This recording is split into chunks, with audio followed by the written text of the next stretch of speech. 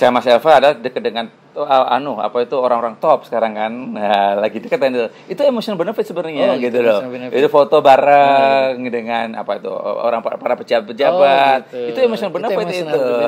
Itu bisa jualan Saya itu. pikir itu cuma narsis doang. Jadi sebenarnya kita udah sukses. Cuma luas bidang suksesnya cuma kecil. Luas bidang suksesnya. Nah, tugas kita adalah memperluas bidang sukses. Caranya gimana?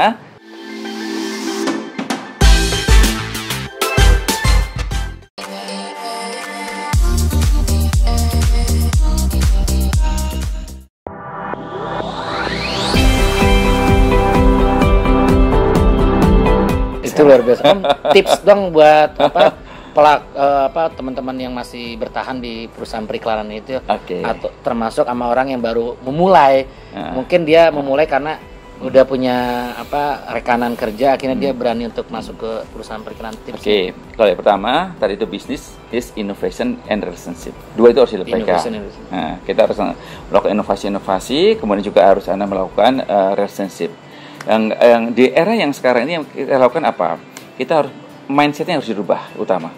Jadi yang kita harus siapkan kompetensi teknologi. Kita harus punya kompetensi yang lebih baik gitu. Apa itu? Salah satunya sekarang harus jadi orang yang senantiasa kita selalu critical thinking, harus itu, and problem solving. Kita critical dan itu harus problem solving. Kita harus jadi orang yang memecahkan masalah, bukan mencari masalah, bukan pembuat masalah gitu. Itu harus itu. Kemudian kita harus punya jadi orang yang senantiasa adaptasi. Kita harus melakukan adaptasi, lebih tepatnya agility and adaptability. Kita harus agility itu apa? Cepat, lengkah, lincah gitu, tapi juga adaptability. Kita harus melakukan itu. Banyak. Terus kemudian kita juga harus punya keterampilan juga sekarang komunikasi penting banget. Jadi kalau kita nggak punya komunikasi, terutama komunikasi melalui media daring, itu kita akan kalah. Bisnis kita harus harus. Kalau kita nggak bisa komunikasi itu kita kalah sama yang lain, karena betapa cepatnya itu. Dan kita juga menurut saya harus punya keterampilan untuk entrepreneurship, kewirausahaan. Jadi kalau kita nggak punya keterampilan kewirausahaan, susah juga kita bersaing. Kita harus punya jadi orang yang siap, harus tangguh, siap bersaing, kira-kira itu. Masih banyak lagi sebenarnya. Tapi intinya kita harus pede, percaya diri, dan kita harus tahu bahwa semua itu karena Tuhan, karena Allah. Jadi kalau disimak lagi, kalau formula saya, apa yang kita harus lakukan? Pertama kita harus believe, yakin. Kita harus yakin bahwa kita tuh bisa menghadapi apapun. Kita harus yakin bahwa Allah bersama kita. Kita harus yakin bahwa semua terjadi karena Tuhan, karena Allah. Itu yakin. Yang kedua adalah setelah kita yakin kita bisa mencapai apapun yang kita inginkan, act. Kita harus amal soleh. Kalau kita udah yakin kita harus amal soleh apa? Act tuh buat amal soleh. Yang lainnya. Kalau belief itu ada lebih iman kita. Kalau act itu ada amal solehnya. Kita harus beramal soleh dengan apa? Tabur benih kebaikan. Ini ada di buku yang menjadi manusia sempurna. Baru kita akan receive, dapat pahala. Kuncinya kita beriman, mengerjakan amal soleh, dapat pahala. Believe, act, receive. Apapun itu adalah formulanya. Luar biasa.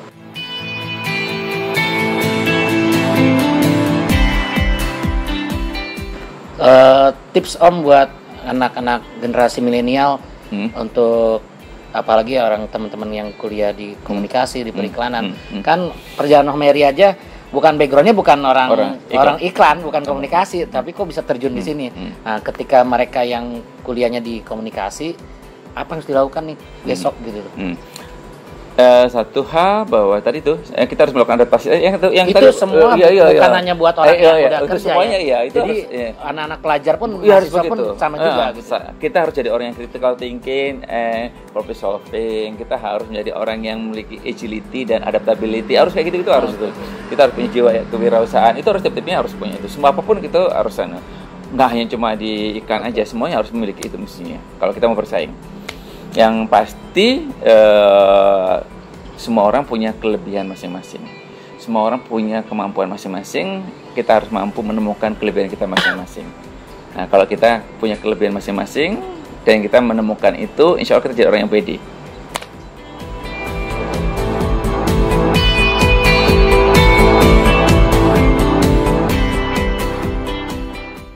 Om, ada perubahan konsep di mazhab dalam periklanan nggak sih? Dulu kan orang taunya orang iklan tuh berbicara bahwa orang yang produknya jelek jadi bagus, memberikan pencitraan yang bagus. Kalau sekarang tuh lebih tren kemana sih? Kayak apakah orang lebih senang untuk storytelling, untuk atau hanya ini nomor satu gitu yang seperti kita bahas yang superlatif. Sebenarnya superlatif masih di mana-mana masih jalan gitu. Kalau itu bicara masalah bukan konsep, itu masalah pendekatan. Oh, pendekatan ya. Pendekatan jualannya seperti apa, yang dibuat seperti apa. Nah, kalau kita bicara masalah jualan, pendekatannya adalah sebenarnya ada 3 pendekatan yang kita bisa lakukan. Kita bisa melakukan yang pertama adalah functional benefit. Kita menyampaikan kelebihan kita apa. Nah, itu yang kadang-kadang kalau kita melakukan pendekatan buat iklannya menggunakan functional benefit, biasanya rentan terhadap pelanggaran iklan. Oh, saya lebih baik. Nah, itu. Karena yang diutamakan adalah tentang fungsinya produknya. Itu biasanya selalu dibandingkan. Yang agak rentan di sini ya. Yang rentan di sini, vulnerable ini, rentan terhadap pelanggaran etika. Sebenarnya ada 2 pendekatan lagi yang jarang digunakan oleh orang. Mesti kita harus bangun ke sana. Nggak menggunakan ini, tapi apa ya? Yang kedua adalah emotional benefit. Nah, kalau kita bisa menggunakan pendekatan emosional, salah satu emotional benefit apa? Bangun brand. Brand adalah emotional benefit. Jadi kalau saya punya klien, selalu saya ingin yang pertama kali saya lakukan bangun brand dulu. Karena kalau udah punya brand besar pasti perujuan besar. Nah, kemudian apa? Emotional benefit. Pihak-pihak misalkan dia punya historis yang bagus, itu masuk ke emotional benefit. Banyak sekali yang kita bisa gali dari emotional benefit. Yang ketiga, social benefit. Nah, social benefit sekarang lagi rame digunakan era pandemi ini. Lagi rame sekarang gitu. Social benefit itu berarti ke arah CSR-nya ya berarti? Salah satunya CSR. Salah satu aja. Salah satunya. Enggak hanya itu. Salah satunya CSR. Kepedulian terhadap apa itu COVID, bagaimana itu semua itu masuk di social benefit. Nah, kalau kita bisa menggabungkan antara functional benefit, emotional benefit, dan social benefit, itu akan dahsyat. Ada nggak perusahaan yang menggabungkan gitu? Iya, mayoritas. Sekarang kalau mau bergabung, kalau membuat iklan yang bagus, harus itu bisa digabungkan. Kalau hanya fokus ada yang hanya cuma fokus pada functional benefit, biasanya tadi itu rentan terhadap pelanggaran iklan. Itu short term bagus, jangka pendek bagus, tapi jangka panjang biasanya nggak bagus. Contohnya.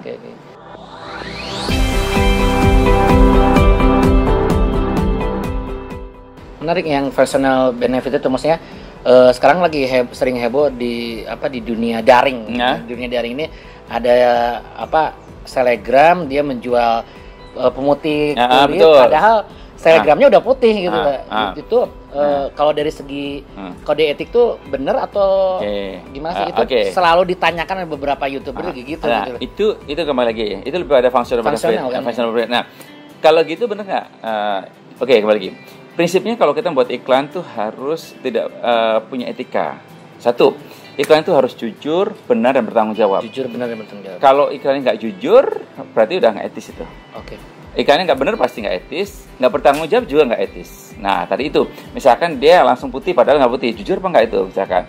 Terus kemudian yang rentan ini biasanya influencer itu dijadikan influencer padahal dia nggak pernah pakai produknya. Itu lagi kasus sekarang ini. Itu udah pasti udah nggak etis sama sekali itu. Jadi asas pertama harus jujur, benar, bertanggung jawab. Iklan harus begitu. Yang kedua, harus bersaing secara sehat. Kalau ada iklan yang menjelek-jelekan produk lain, itu pasti nggak sehat, pasti tidak etis. Nah, kita nggak boleh menjelek-jelekan produk lain. Oke, kita sampaikan produk kita bagus, tapi nggak perlu menjelekkan produk lain. Itu asas yang kedua. Asas yang ketiga apa? Iklan itu tidak harus harus menghormati golongan, nggak boleh merendahkan golongan, harus nggak boleh bertentangan dengan hukum tentu saja. Jadi kalau kita nggak boleh melanggar hukum sama sekali. Jadi apa yang ada hukum yang ada di Indonesia harus ditaati. Nah, 3 asas utama itu yang diturunkan dalam macam-macam tentang klausal tentang etika pada Indonesia. Luar biasa itu. Dulu kan marak ya pembaca atau penonton lapor ke P3I itu kasus kayak gini. Sekarang masih banyak. Kalau sekarang kan masih. Kalau sekarang kan orang netizen langsung nanya komen di situ-situ. Tapi tetap sekarang masih banyak. Yang lebih banyak laporan ke mana tuh? Bidang apa? Ngomongin produk apa? macam-macam ya. Kalau sekarang ini, gini, kan kami kalau di PTG ada tiap tahun ada namanya Cita Pariwara. Cita Pariwara. Masih ada ya, Mas? Masih ada. Masih 2020 udah. Udah masih ramai ya, masih ramai. Dan sebelum itu ada proses penjurian, itu biasanya yang iklan-iklan yang masuk Cita Pariwara itu dilihat dari sisi etika dulu. Oke. Kalau dia nggak masuk etika, nggak bisa lolos ke penjurian. Jadi itu salah satunya. Banyak yang sekarang yang mengawasi iklan bukan hanya P3I aja. Kalau kita punya P3I punya namanya Badan Pengawas Periklanan Indonesia. Betul. Dari dari DPI juga ada, dari Badan POM ada, dari KPI juga ada. Semakin banyak. Kalau dulu awal-awal masih kita sendiri ya. Sekarang sudah kita banyak. yang jadi mediator kemana-mana yang saya ingat itu. Sekarang banyak. Yang ikut mengawasi banyak. Jadi kita berkolaborasi seringkali. Karena saya tahu dulu kasus yang susu kental aja sering dibahas. Sekarang kayaknya sampai sekarang masih. Om Mary masih ngebahas itu. Kan sebenarnya dari segi legalitas udah final ya. Itu maksudnya nggak boleh. Gimana sih update terakhir yang saya tahu ya? Udah nggak boleh menuliskan susu label susu gitu. Itu kan kental manis tapi. Atau enggak, legalnya udah bener, udah final atau belum? Oke, panjang lagi kalau ini menarik karena dari tahun 2008 Om itu yang kita bahas itu. Ya, susu kental manis sampai sekarang masih memang faktanya apa di dunia itu menyebutnya susu memang gitu lah. Masih di dunia memang itu. Masa dunia masyarakat atau bukan komunikasi kodek. Jadi kalau Badan POM kan acuannya kan kodek. Kita harus ketemu yang presiden kodek ada di Indonesia Om nanti. Jadi memang menyebutnya emang susu gitu. Nah, itu masalah persepsi kalau bicara masalah susu kental manis itu. Bahwa orang menganggap bahwa fungsinya SKM tadi itu seperti susu biasa kan gitu loh. Padahal itu kan bukan gitu loh. Itu lebih kepada makanya kalau sekarang dalam SE yang baru itu lebih ketat lagi sih. Nggak boleh dimasukkan dalam bentuk minuman, itu kan nggak boleh lagi sekarang. Sekarang lebih ketat lagi sekarang. Tapi kalau penamaannya memang di dunia memang nyebutnya itu masih susu kental manis, mau apa lagi gitu loh. Masalahnya di situ. Iya, kalau itu. Nah, jadi mungkin yang kalau toh iya misalnya harus mengimbangin bahwa ada imbangan bahwa ini sebenarnya bukan susu. Iya. Itu yang harus ini ya. Tapi walaupun nama susu kental manis memang bukan susu yang seperti yang biasa gitu lah. Nah. Itu nanti kita bahas. Yang jelas dari dunianya emang ya kodek memang itu menyebutnya memang susu, apa lagi gitu. Siap.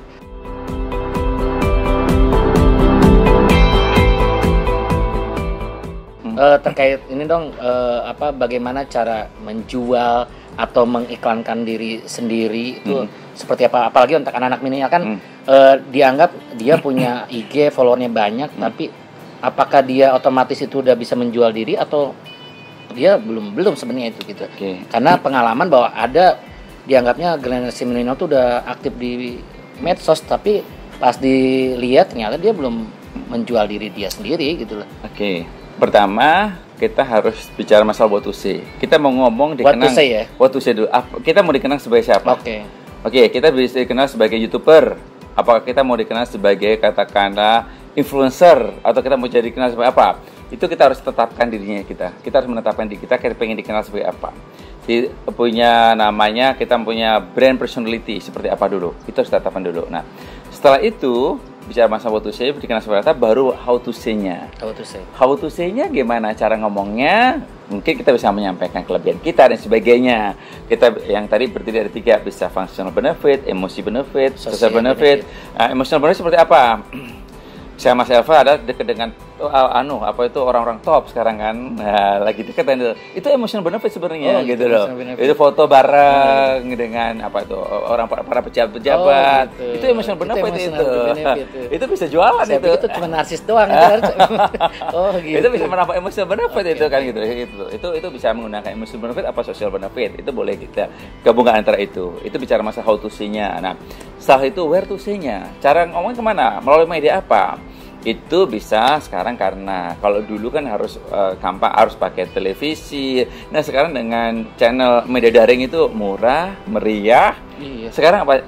Murah, meriah, jangkauannya luas, cepat, fleksibel, terukur. Itu terukur terukur juga itu. Dan variasinya banyak kalau kita media daring itu. Kita bisa pasang iklan di e-commerce, kita bisa pasang di publisher, kita bisa dipasang juga di game, kita bisa juga di di situ adalah transportation on demand, banyak sekali itu sebenarnya. Kita juga bisa pasangkan di sosmed. Itu media daring banyak banget variasinya. Oh, jadi kalimat masang iklan di e-commerce itu udah masuk ke yang daring juga berarti Daring, ya? Definisinya udah itu ya gitu.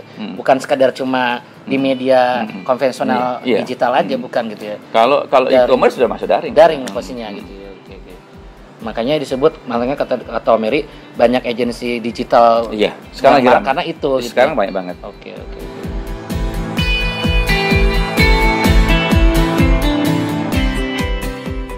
Oke Om, terakhir ada ini nggak sih tips atau wejangan dari orang tua dari dulu sampai sekarang Om Eri? Oh iya, jadi manusia tuh kayak gimana untuk yang sekarang masih diterapkan gitu loh, menjadi sesukses ini gitu loh.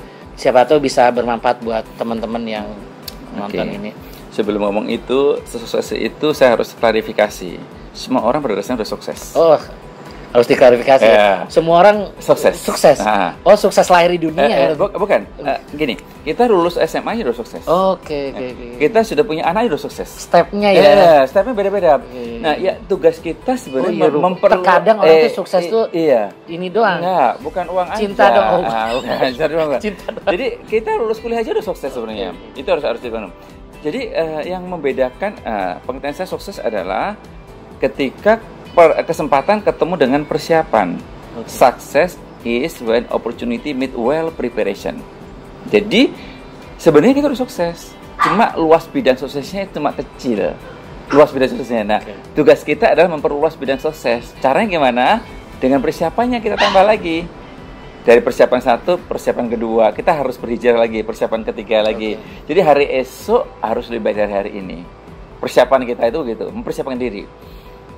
Kalau hari esok itu sama dengan hari ini, kita jadi orang yang rugi. Betul. Kalau hari esok lebih dari hari ini, kita jadi orang celaka.